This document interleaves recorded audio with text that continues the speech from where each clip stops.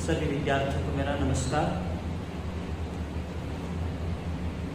कक्षा 10 के विद्यार्थियों का आपकी अपनी इस कक्षा में स्वागत।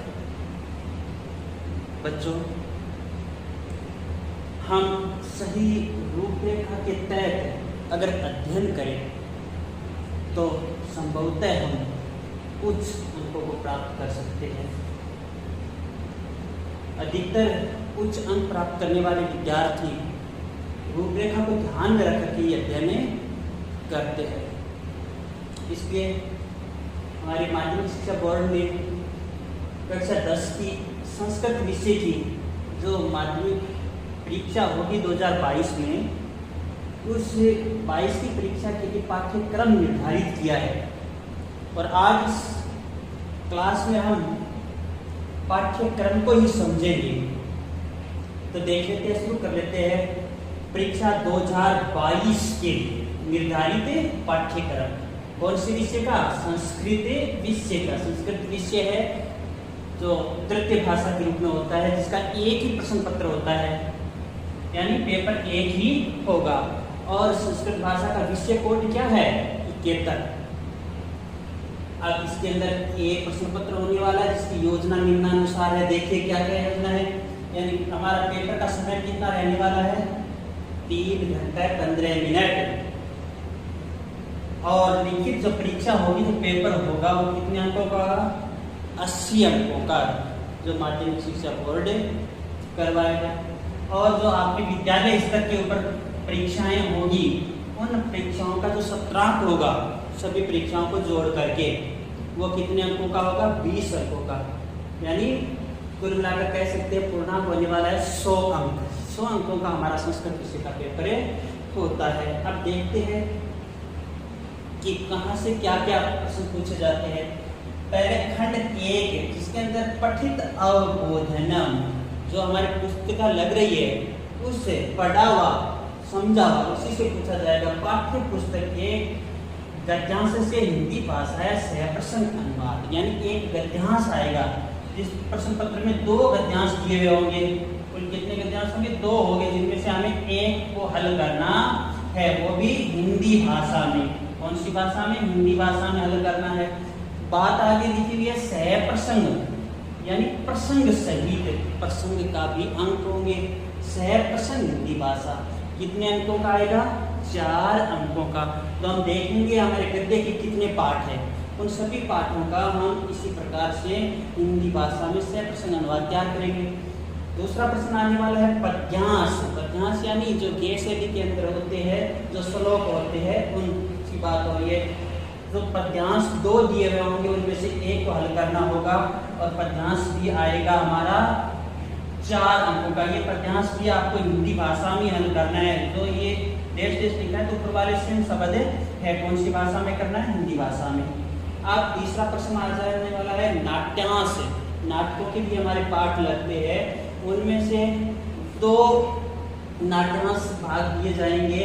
उनमें से एक को हल करना है आपको, वो भी हिंदी भाषा में सहप्रसंग करना है 4 अंकों का। मतलब हिंदी अनुवाद आ गया यहाँ पर कुल 16 नंबरों का। कुल 16 नंबरों का तो हिंदी अनुवाद आ गया सहप्रसंग।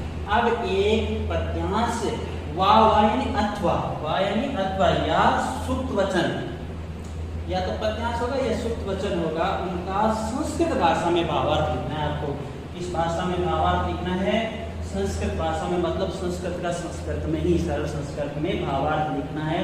ये कितने अंकों का रहने वाला? 2 अंकों का। अब संस्कृत माध्यम में प्रश्नोत्तर आएंगे हमारे, जिसमें से देखिए एक पद में उत्तर देने वाले छोटे 7 प्रश्न दिए होंगे, जिनमें से आपको 4 हल करने हैं 2 नंबर के में। प्रत्येक प्रश्न आधा अंक का होगा। एक पूर्ण वाक्य में उत्तर देने होंगे। 7 प्रश्न दिए हुए होंगे, जिनमें से आपको 4 के उत्तर देने हैं। कुल कितने अंक होंगे? 4 अंक। कह सकते हैं प्रश्नोत्तर कितने अंकों के आएंगे? 4 और 2 प्लस 4 यानी 6 अंकों के प्रश्नोत्तर ये रहने वाले हैं। आप देख लेते हैं एक अन्वय लेखन। कल की कक्षा में हमने बताया भी था कि अन्वय आपका रिक्त स्थान दिए गए होंगे, उनकी पूर्ति करनी होगी। अन्वय आएगा आपका 2 अंकों का। बिल्कुल सरल प्रश्न है। 2 अंकों का अन्वय। फिर आने वाले प्रश्न निर्माण, यानी हम वो किम शब्द का रूप हो गया, पुत्र वगैरह जो शब्द लेकर के प्रश्न निर्माण करते हैं, उनके 3 प्रश्न आने वाले हैं और कितने अंकों के, बहुत ही महत्वपूर्ण है, इतने सरल भी है ये, 3 अंकों के आएंगे प्रश्न बनाने वाले प्रश्न निर्माण 3 अंकों का। आगे देख लेते हैं बच्चों, एक गद्य पाठ से हिंदी भाषा या सार लिखन, यानी आपके जो गद्य पाठ है, जो कहानियां हैं गद्य के अंदर, उन कहानियों का आपको सार लिखना है। गद्य पाठ जो भी है उनका छोटा सार लिखना है हिंदी भाषा में। कितने अंकों का होगा? 2 अंकों का। देखिए हिंदी भाषा 16 2 18 तक आ गए अपन। आगे देख लेते हैं, पाठ प्रसंग के अनुसार शब्दार्थ चयनम। देखिए जो पाठ परिचय दिया होता है, पाठ के जो प्रसंग होते हैं उनमें से एक शब्द का आपको चयन करना होगा, बहुविकल्पात्मक प्रश्न होगा। ठीक है, 2 प्रश्न आने वाले हैं ये बहुविकल्पात्मक, समझ गए आप, ए बैस है दे, यानी ये ऐसे पार्टों में बंटे हुए होते हैं जिनमें से आपको एक को चुनना है। कुल 2 प्रश्न आने वाले हैं 1 नंबर के। पाठ्य पुस्तक श्लोक दगम लेखन। अब आपको पाठ्य पुस्तक में से 2 श्लोक लिखने हैं। कितने श्लोक लिखने हैं? 2 श्लोक लिखने हैं। 2 श्लोक लिखने हैं। वो 2 नंबर के श्लोक कौन से होंगे? जो आपके प्रश्न पत्र में न हो, वह 2 श्लोक आपको लिखने होंगे। उद्बोधन 10 अंकों का जो हमारे पाठ्य पुस्तक में पढ़ा हुआ नहीं होगा उससे संबंधित प्रश्न पूछेंगे। 10 अंकों का रहने वाला है ये अपठित अवबोधनम। 80 से 100 शब्द, 80 से 100 शब्दों तक का एक सरल गद्यांश आएगा और इसी गद्यांश में से हमें कुछ प्रश्न दिए जाएंगे, वो हल करने हैं। जैसे एक पदेन उत्तरम, 4 प्रश्न होंगे जिनका उत्तर केवल 1 पद में हमें देना है, 2 अंकों के रहने वाले हैं ये। और पूर्ण वाक्य में उत्तर देने वाले 3 प्रश्न होंगे, प्रश्नों की संख्या होगी 3 अंकों के रहने वाले हैं। इस गद्यांश का शीर्षक आपको बताना होगा, वो होगा 1 अंक का। इस गद्यांश का आपको संक्षिप्त यानी सार लिखन होगा, वो होने वाला है आपका 2 अंकों का। और इसी पर गद्यांश में जो भाषिक कार्य है यानी व्याकरण से संबंधित प्रश्न आने वाले हैं, वो प्रश्न बहुविकल्पात्मक भी होंगे। कुल 4 प्रश्न आने वाले हैं, 2 अंकों के होंगे। एक तो देखिए कर्तरी और क्रियापद के चयन का पूछा जाएगा, एक हमारा जो विशेष्य और विशेषण चयन का पूछा जाएगा। ये दोनों हमारे चल ही रहे हैं साथ साथ में। संज्ञा सर्वनाम प्रयोग या फिर सर्वनाम के स्थान पर संज्ञा का प्रयोग एक प्रश्न आने वाला है। एक प्रश्न आपका या तो पर्यायवाची पूछ लिया जाएगा या विलोम पद पूछ लिया जाएगा। विलोम पद का चयन करना है, बहुत ही सरल रहता है ये भी।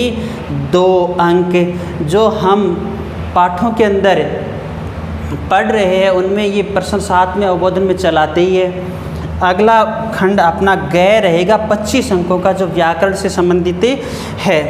इसके अंदर बहुविकल्पात्मक प्रश्न भी आएंगे, अतिलघुत्रात्मक प्रश्न आने वाले हैं। देखिए ये संधि, इसमें संधि 4 अंकों की आने वाली है। संधि कुल 4 अंकों की आने वाली है।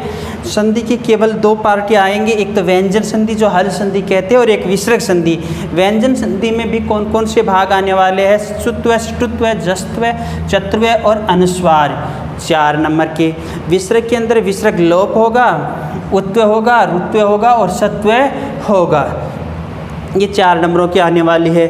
फिर दूसरा गय में आता है हमारा समास। समास कौन कौन से आएंगे? अव्ययभाव समास आएगा, कर्मधारय समास आएगा, द्विगु समास आने वाला है और हमारा बहुव्रीहि समास आने वाला है, द्वंद्व समास आने वाला है। ये कुल कितने अंकों के रहने वाले हैं? 3 अंकों के। 3 नंबर पे कारकाणी, कारकों के सामान्य परिचय से संबंधित है और उपपद विभक्ति से संबंधित प्रश्न पूछे जाएंगे, जो रहेंगे हमारे कितने अंकों के? 4 अंकों के रहने वाले हैं। इसमें से क्या आ जाएगा? एक तो विभक्ति ज्ञान के प्रश्न आ जाएंगे, एक अशुद्धि संशोधन के प्रश्न आ सकते हैं, या फिर हमारे वाक्य प्रयोग 3 प्रकार के प्रश्न पूछे जाते हैं। अगला होता है प्रत्यय, यानी इन 3 अंकों का प्रति प्रश्न आएंगे, जिनमें से सत्री रहने वाला है, सानच रहने वाला है, तव्यत होगा, अन्यर होगा, कतिन होगा और हमारा ल्युट प्रत्यय होने वाला है, हमारा त्रिच प्रत्यय होने वाला है, मतुप है, इन है, ठन है, तव, तल, टाप और गीप। इतने प्रत्ययों से 3 अंक मिलने वाले हैं। फिर अव्यय पदानि, अव्यय पद पूछे जाएंगे जिनमें अव्यय का सामान्य परिचय पूछा जा सकता है, और वाक्य अव्यय नाम प्रयोग 3 अंकों के रहने वाले हैं। उपसर्ग 2 अंकों के रहेंगे, बिल्कुल सरल। अव है, अप है, निस है, नीर है, दूर है, आंग है, उद है और अधि है। शब्द रूपाणी, शब्द रूप देखिए आप कक्षा 6 से याद करते आ रहे हो। शब्द रूप वो कौन कौन से शब्द रूप आने वाले हैं? छात्र का शब्द रूप आने वाला है, हरि का, पितृ का, गौ का, गुरु का, नदी का, वधु का, अस्मद का, युष्मद का। इनके तो एक लिंगों में आएंगे, जबकि तीनों लिंगों में सर्वनामिक शब्द देखिए कौन कौन से हैं। 4 शब्द है, सर्व, तत्, यत् और किम 2 अंकों के शब्द रूप रहेंगे।